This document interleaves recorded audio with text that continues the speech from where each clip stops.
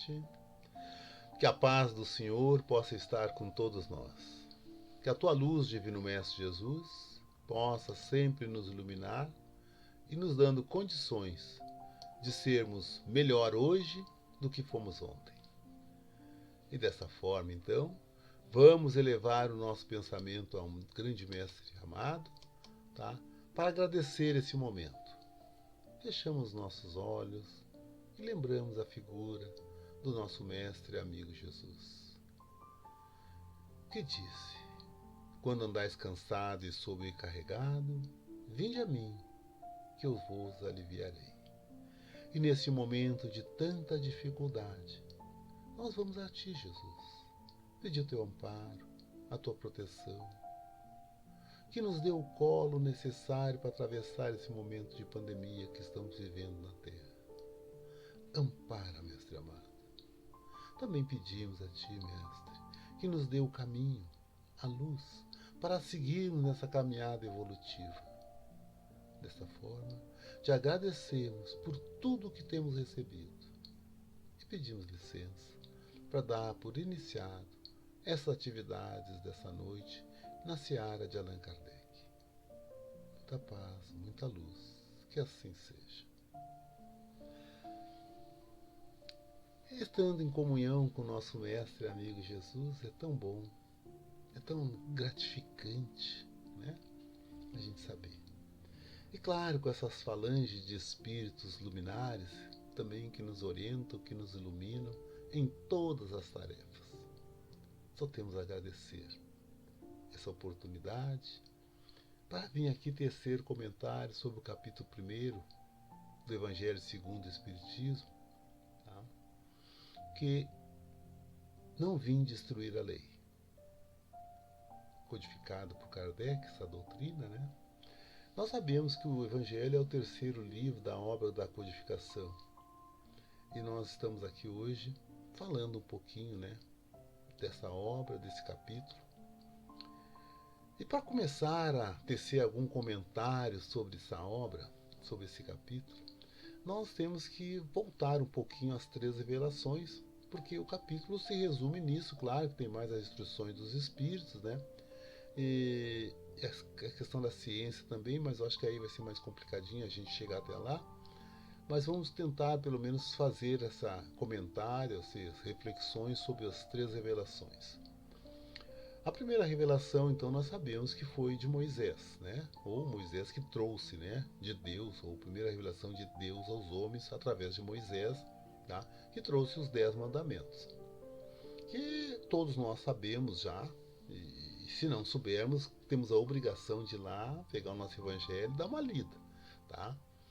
E lendo assim, e fazendo uma reflexão, porque não basta apenas ler, nós temos que refletir aquilo que nós estamos lendo, para nós poder fazer um aprendizado e pôr então isso em prática, né, na nossa doutrina de amor e bondade.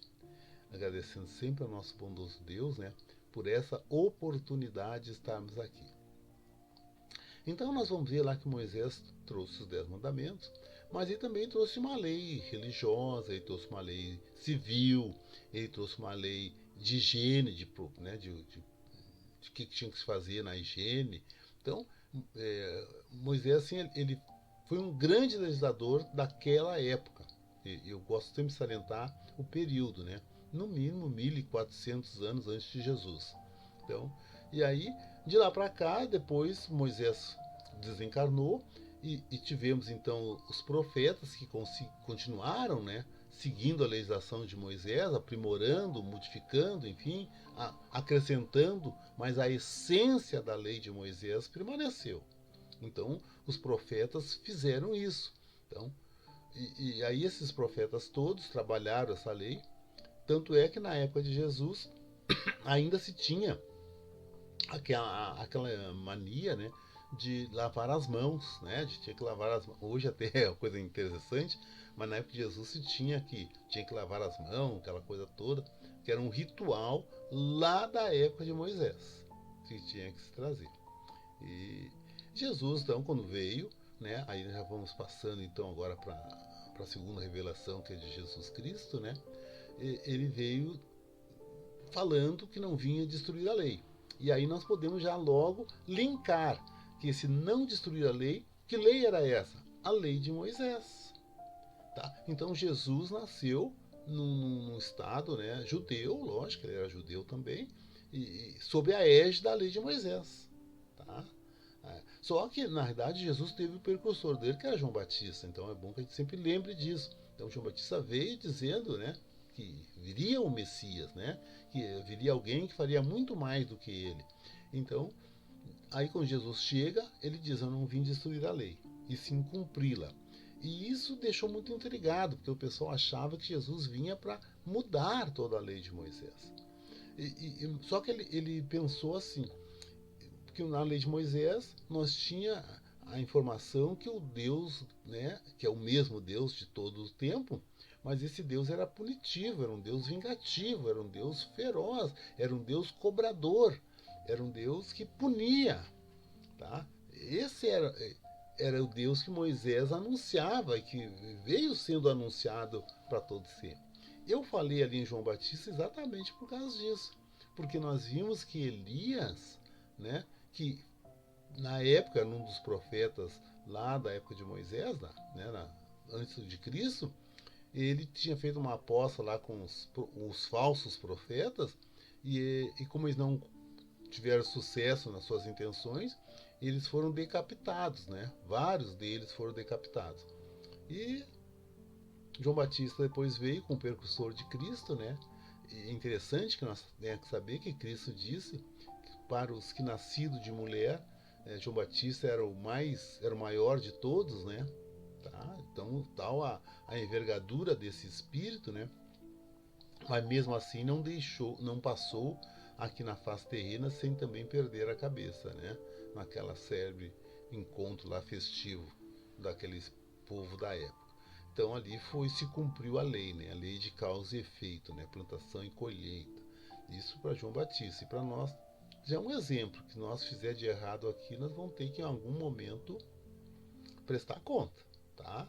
Não talvez na mesma palavra, na mesma maneira, mas nós vamos ter que prestar conta. Não vamos passar impune.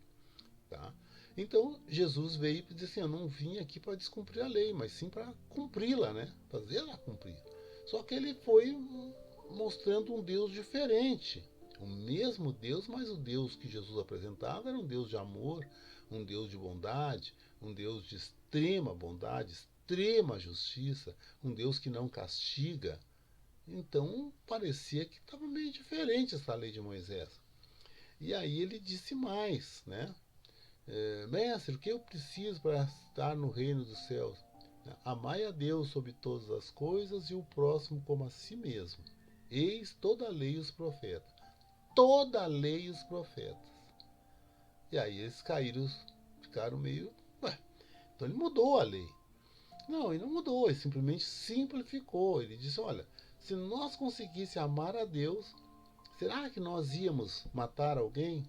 Se nós conseguíssemos amar a Deus, será que nós ia fazer tal coisa? Se nós amássemos, né, o próximo como a mim mesmo, eu ia fazer tal coisa, eu ia fazer isso, eu ia fazer aquilo, eu ia tirar, eu ia, enfim, assaltar, eu ia matar, Então, quer dizer, toda a lei dos profetas estava ali dentro. E por isso, então, que a coisa até hoje não deu certo. Porque nós não conseguimos cumprir a lei de Deus, através de Jesus, e ainda estamos praticando a lei civil de Moisés. Esse é o grande problema. Quantos de nós ainda temos o espírito de vingança? Quantos de nós ainda somos rancorosos? Quantos de nós ainda odiamos as pessoas? Quantos de nós ainda, né, queremos fazer o olho por olho, o dente por dente? Não é pouca gente, não. Dos 7 bilhões e 200 milhões de pessoas que tem aqui na Terra, quantos de nós ainda guerremos? Só que tem um detalhe. Nada passará sem que a lei se cumpra. O último tio e o último J. Só que nós estamos num período de transição planetária.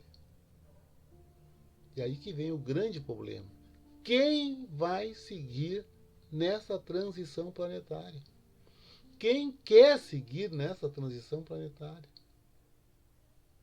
E talvez nós ainda não conseguimos entender isso.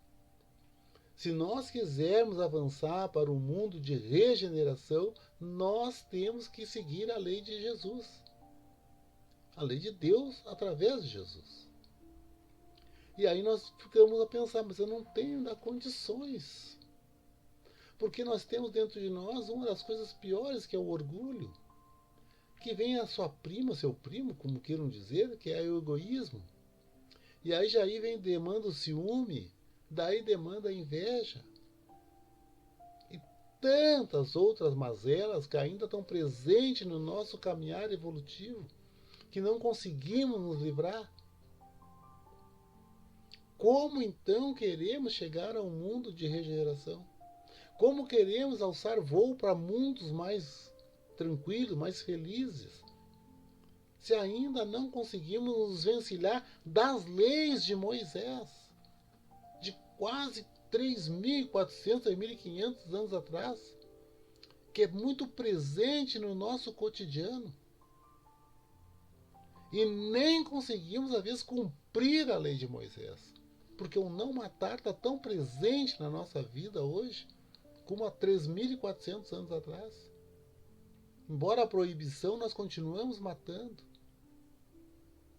continuamos destruindo, continuamos odiando, continuamos tendo ciúme, continuamos invejando, continuamos cobiçando. Então, como vão fazer isso?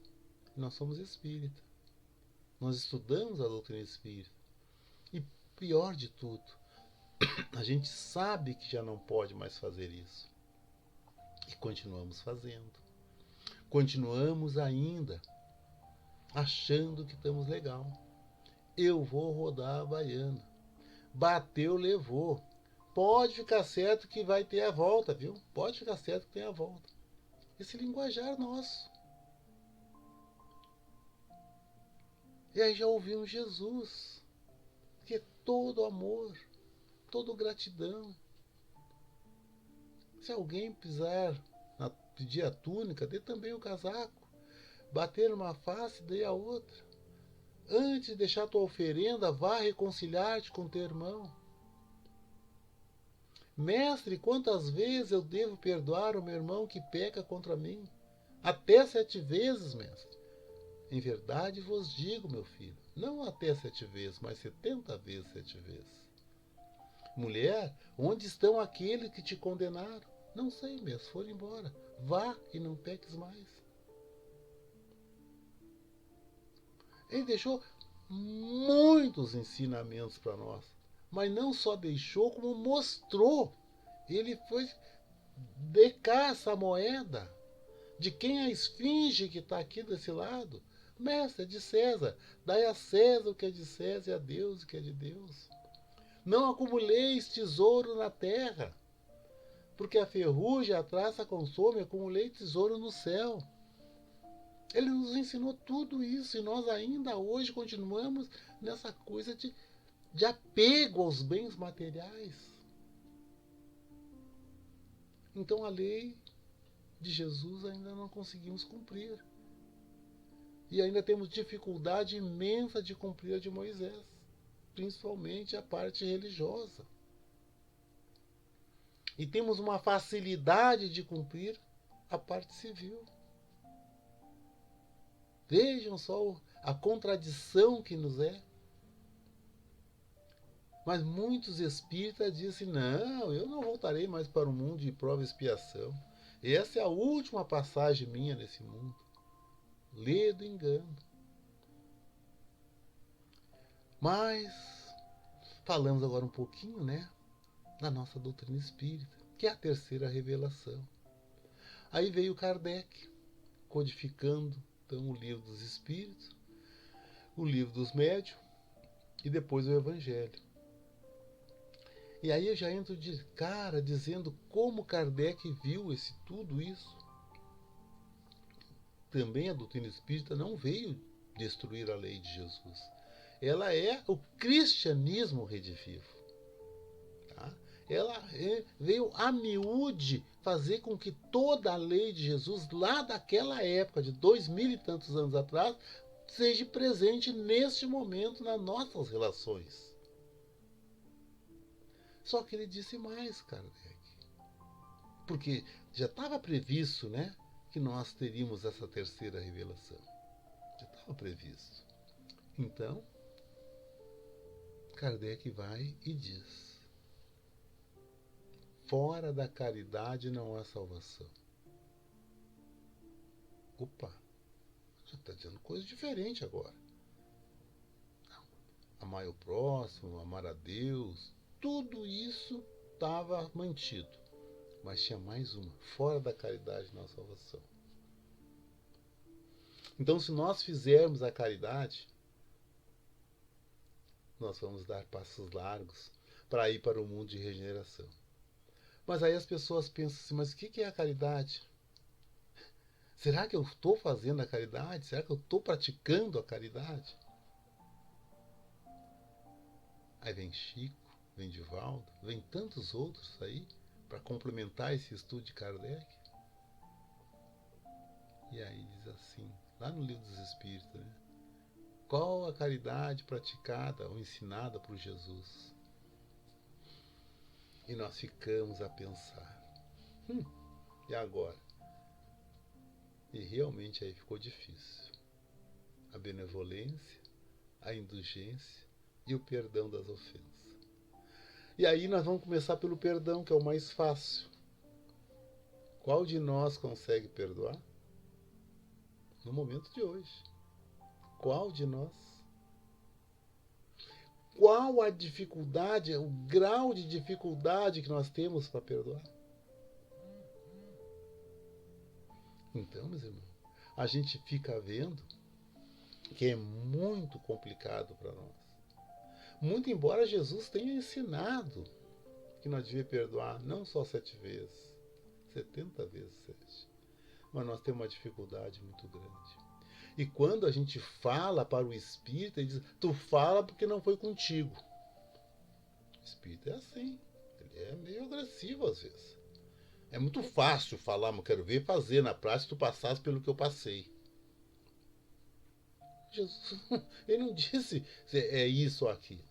Ele só disse assim: perdoa. Ele determinou que nós devemos perdoar. Ele manda amar os inimigos.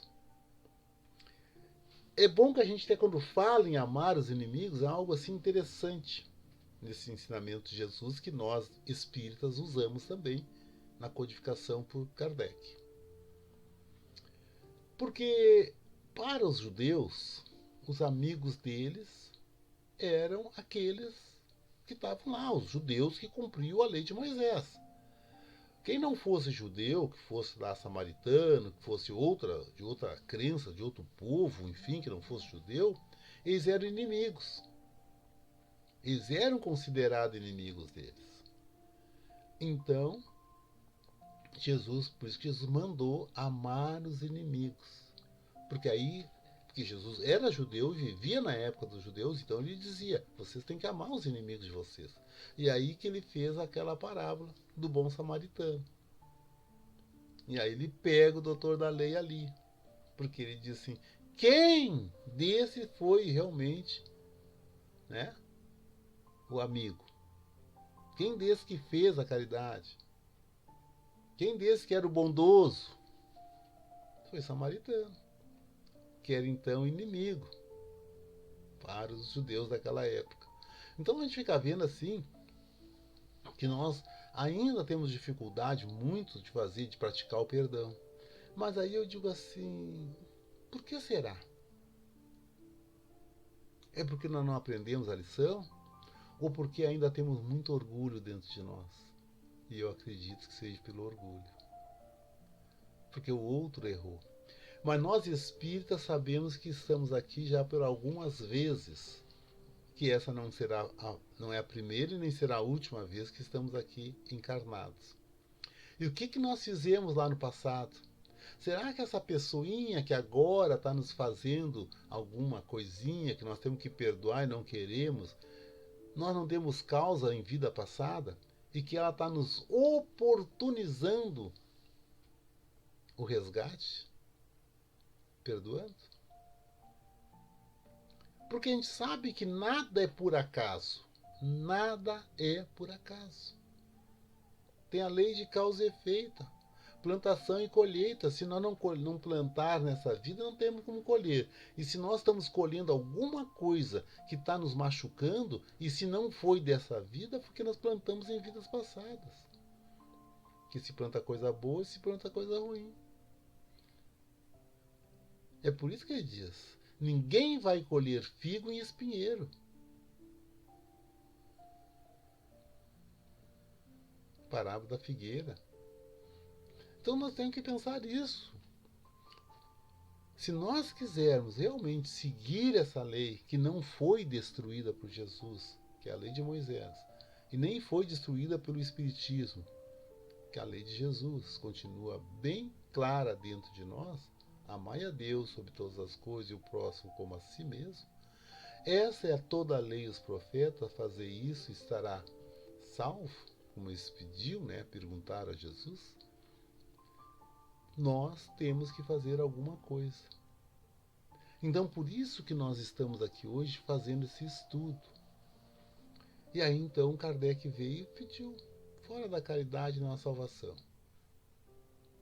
E aí nós temos que ter um cuidado muito grande.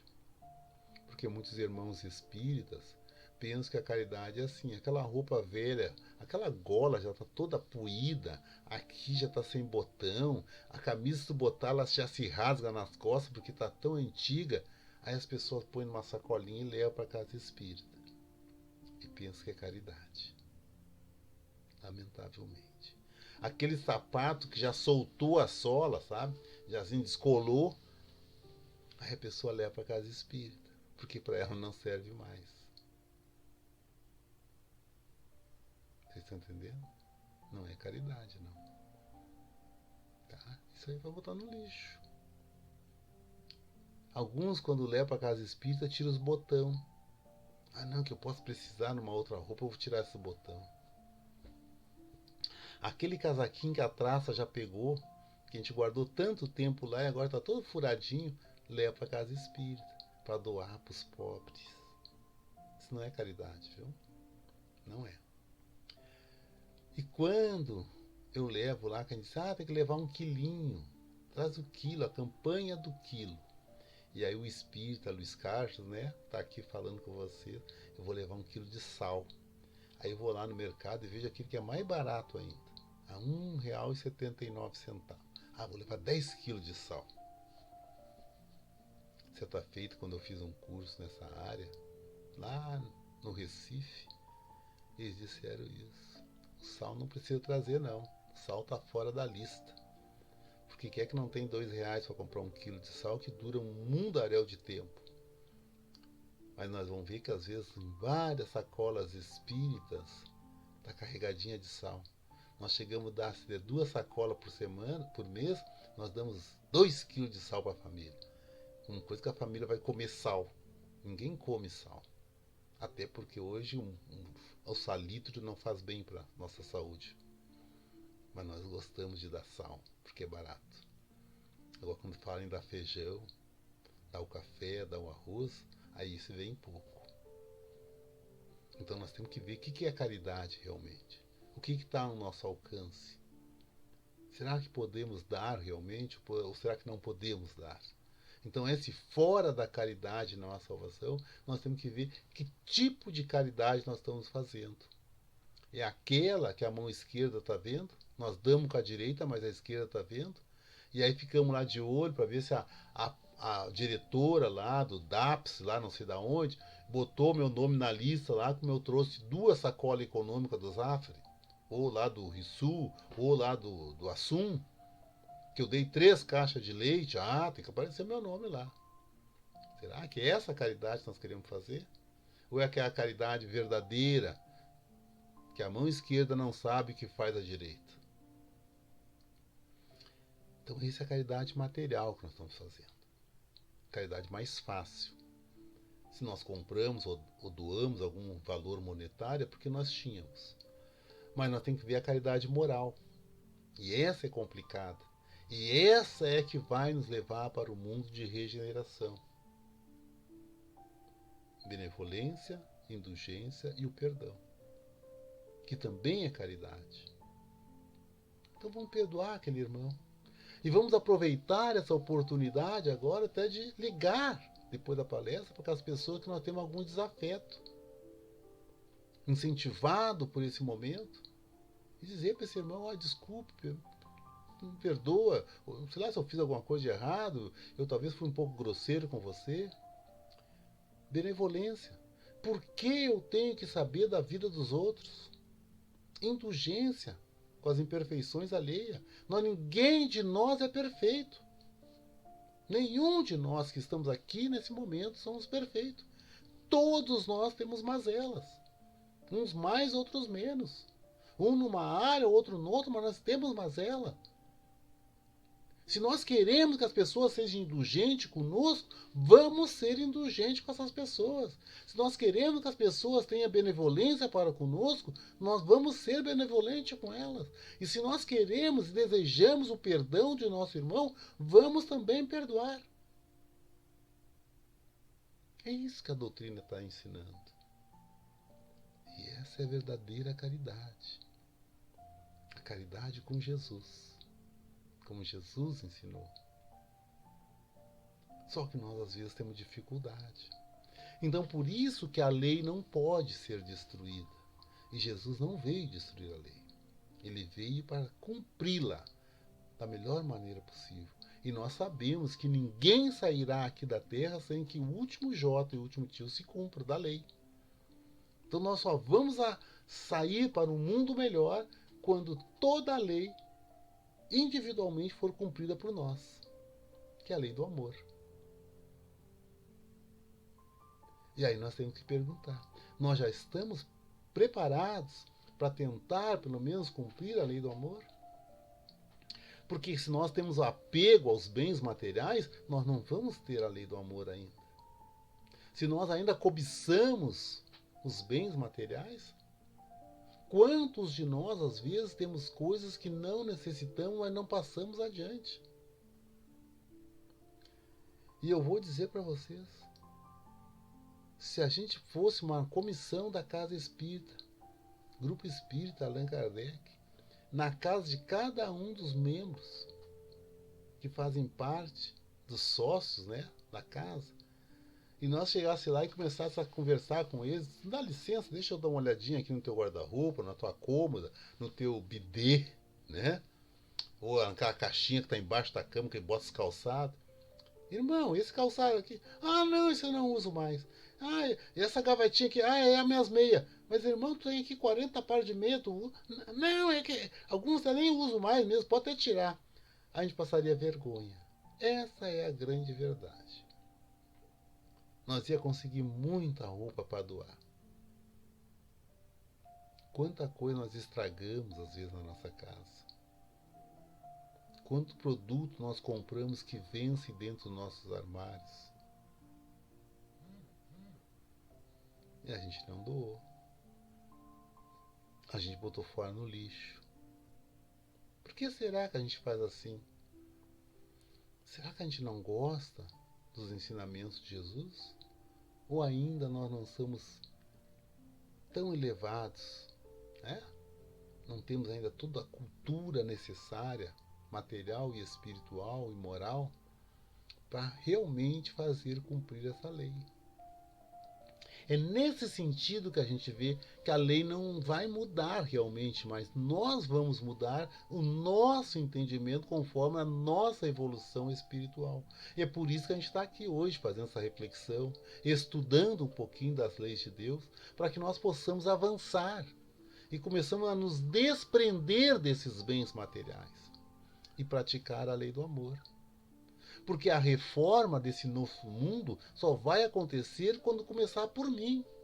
Eu começar a mudar. A minha família começar a mudar. Os meus filhos, as minhas filhas, né, os meus netos. Cada um vai mudando um pouquinho e o mundo vai começar a mudar. Mas enquanto nós ainda estivermos apegado aos bens materiais, ainda querer ser dono de muita coisa, quantos de nós já vimos nesse momento os desencarne e que nada foi levado? Mas o nosso tempo é chegado, irmão. E eu só tenho a agradecer. Agradecer muito mesmo. Pela bondade de vocês em ter a paciência de acompanhar essas minhas reflexões. Que a luz do nosso Mestre possa estar sempre presente em nossos corações. E que tenhamos um ótimo sábado, um bom sono. E amanhã, que é domingo, possamos estar em paz, confraternizando com nossos familiares. Que a luz do Divino Mestre nos acompanhe e permita, Pai, que tenhamos realmente um belo caminhar evolutivo. Muita paz, muita luz e que assim seja. Muito obrigado.